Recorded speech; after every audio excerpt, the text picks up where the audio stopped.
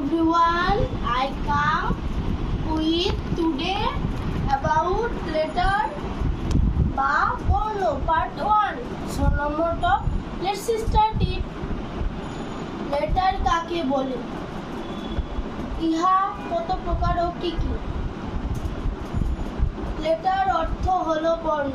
ভাষা লিখতে যে সকল সাংকেতিক চিহ্ন ব্যবহার করা হয় তাকে লেটার বা বর্ণ বলে। লেটার বা বর্ণগুলোকে দুই ভাগে ভাগ করা হয়, যথা 1 ভায়েল বা স্বরবর্ণ, 2 কনসোনান্ট বা ব্যঞ্জনবর্ণ।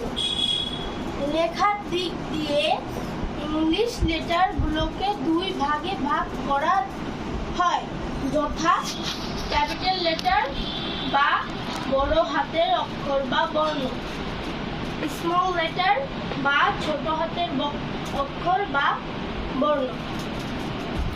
সো নম্বর টুডে, যদি আমার ভিডিওটি ভালো লাগে তাহলে অবশ্যই লাইক করবেন, এবং যদি ইউটিউব থেকে দেখে থাকেন তাহলে সাবস্ক্রাইব করবেন, এবং যদি ফেসবুক থেকে দেখে থাকেন তাহলে অবশ্যই ফলো করবেন।